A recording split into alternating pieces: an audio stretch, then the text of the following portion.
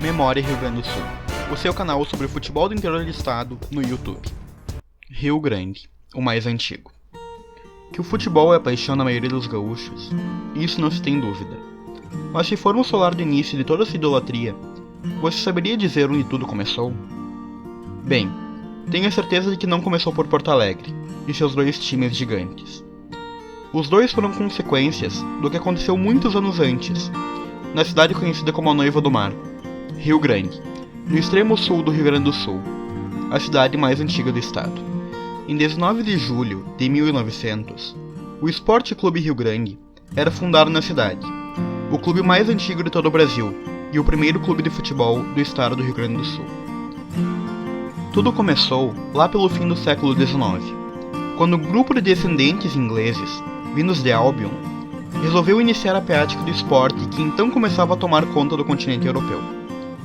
Foi na Noiva do Mar onde as jogadas começaram a ser ensaiadas. Embora a fundação do clube tenha ocorrido somente em 1900, há registros que comprovam a prática do esporte na cidade desde 1898, com uma bola então importada da Inglaterra, visto que em nosso continente não existiam fabricantes. Com uma nota redigida em alemão, os moradores de Rio Grande souberam da existência do esporte. Assinada por Johannes Miniman, o convite anunciava que haveria um jogo de futebol às 9 horas e 30 minutos do dia 14 de julho de 1900, no clube de tiro alemão. Havia apenas um aviso na nota. Após a partida, seria discutida a criação de um clube. Daquela partida, surgiu o Esporte Clube Rio Grande, fundado alguns dias depois, e 23 dias antes que a Associação Atlética Ponte Preta, em São Paulo. O Rio Grande realizou seu primeiro jogo oficial alguns meses depois de sua fundação, no dia 7 de outubro de 1900, quando as equipes B e A do clube se enfrentaram atrás do cemitério católico. As cores do clube são o verde, o vermelho e o amarelo, escolhidas para homenagear o Rio Grande do Sul, que sempre acolheu os estrangeiros. Em 1903, procurando aumentar o número de seguidores do esporte, o clube rio-grandino faz uma excursão a Porto Alegre, a capital do estado, e realiza um jogo num campo improvisado no Parque Farroupilha, onde foi aplaudido pelo povo da capital.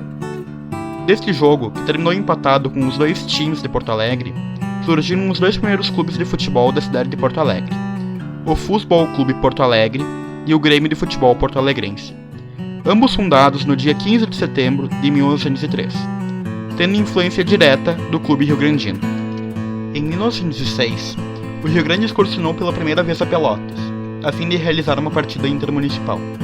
O seu adversário foi o Esporte Clube Internacional. Neste dia, o Esporte Clube Rio Grande obteve sua primeira vitória intermunicipal. O resultado foi 6-0. No mesmo ano, o Rio Grande excursionou a Bagé, onde empatou em 0-0 com o Esporte Clube Bagé, que foi fundado no dia da partida, 15 de novembro de 1906, e teve vida efêmera. Apesar disso, o Esporte Clube Bagé foi o embrião do futebol em Bagé, e a partir deste amistoso, anos mais tarde, seriam fundados os dois principais clubes da cidade, o Grêmio Bagé e o Guarani de Bagé. Ainda em 1906, o Rio Grande esteve novamente na capital gaúcha. O Vapor Vênus, como era conhecido o clube na época, foi aguardado em Porto Alegre por uma verdadeira multidão. As festas sucederam-se em homenagem aos esportistas visitantes. Na partida contra o Grêmio Futebol Porto Alegrense, os rio-grandinos venceram por 3-1. No segundo compromisso na capital, contra o Futebol Clube Porto Alegre, registrou-se um empate em 3-3. Em setembro de 1922, o Rio Grande conquistou na capital do estado a rica taça denominada Centenário da Independência, instituída pelo governo do estado. Este troféu foi disputado entre os seguintes clubes: Grêmio, o Rui Barbosa, Futebol Clube Porto Alegre e o Rio Grande. Em 1932, o Rio Grande empatou por 2-2 com o Botafogo do Rio de Janeiro, uma partida memorável. Naquele ano, o Botafogo havia se sagrado campeão carioca. Fazia parte do time do Botafogo jogadores de grande classe, como Martim Silva, Nilo, Carvalho Leite e outros. Em 36, o Rio Grande enfrentou o combinado carioca, com o qual empatou por 1-1. Defendendo o combinado estava o famoso Leônidas da Silva e outros tantos renomados jogadores.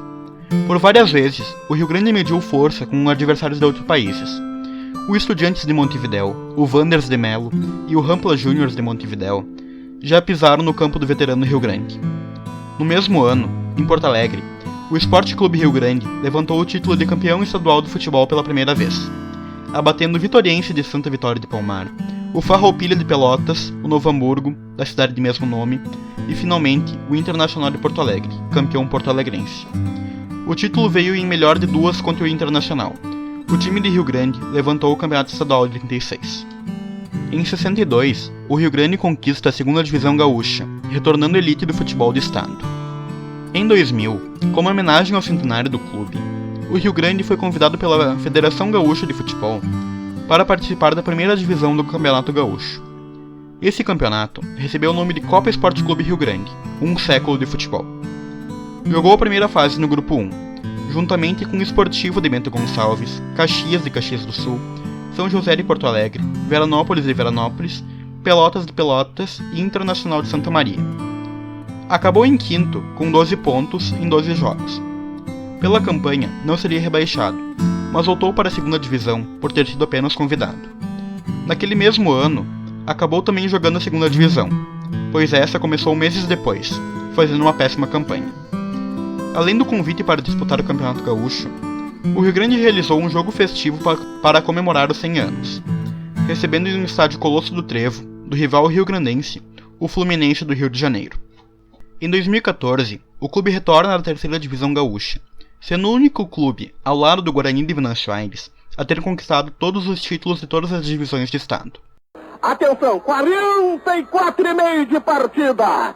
É hoje, 22 de junho de 2014, uma data que ficará marcada para sempre na história desse clube, que é o primeiro clube de futebol do Brasil. O Rio Grande está se sagrando campeão gaúcho da segunda divisão de 2014. Pode comemorar a torcida tricolor na cidade do Rio Grande. Faz a festa, a carreata, o que tu quiseres. Rio Grande está sendo campeão gaúcho de 2014 da segunda divisão. Não tem pra ninguém. 45 do Rio Grande, campeão gaúcho de 2014.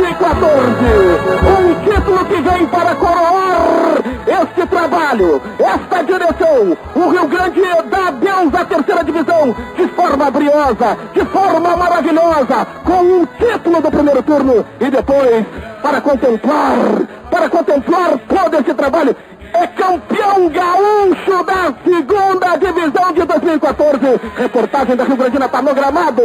Falando Flavinho. É nosso, Flavinho, é isso? É nosso, é tudo nosso. Campanha maravilhosa, linda pra essa torcida aí.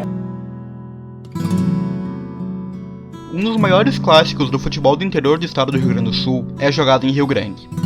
O clássico Rio Rita é o nome dado aos jogos que envolvem o Esporte Clube Rio Grande e o Esporte Clube São Paulo, ambos da mesma cidade. O primeiro jogo foi jogado em 7 de novembro de 1910, tornando um clássico já centenário. Atualmente foram jogados 252 jogos, tendo 75 vitórias do Rio Grande e 115 do São Paulo. Uma das maiores curiosidades sobre o clássico é a história da Taça Cerrada. Em 39, São Paulo e Rio Grande criam uma aliança chamada o Eixo, para vencer o Rio Grandense, clube hegemônico à época. Em abril de 40, São Paulo e Rio Grande rompem com o Rio Grandense durante o torneio início da cidade de Rio Grande. Em 26 de julho, a Federação Rio Grandense de Desportos costura uma paz e cria um triangular, chamado Taça Confraternização. O primeiro jogo acontece no dia 28 de julho, vitória do São Paulo sobre o Rio Grandense por 4-1. Em 4 de agosto, Rio Grande e São Paulo se enfrentam e empatam em 1-1. Já no dia 11, o Rio Grandense vence o Rio Grande por 4-2. Pela pontuação da época, o São Paulo é campeão do torneio, soma 3 pontos, vitórias valiam 2 naquele tempo, contra 2 do Rio Grandense e 1 do Rio Grande.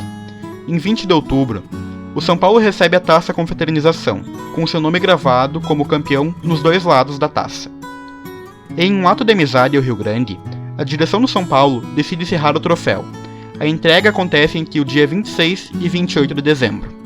Este episódio ficou conhecido como a Taça Cerrada, e até hoje é lembrado pelos torcedores. Como podemos ver, o Rio Grande foi o pioneiro do futebol no estado do Rio Grande do Sul. tendo sido ele a referência para a criação dos mais diversos clubes, entre eles, o Grêmio de Futebol Porto-Alegrense. Mesmo não tendo as maiores taças, o clube rio-grandino é um dos mais tradicionais do interior do estado, tendo começado tudo, naquele dia 19 de julho de 1900, hoje o Dia Nacional do Futebol.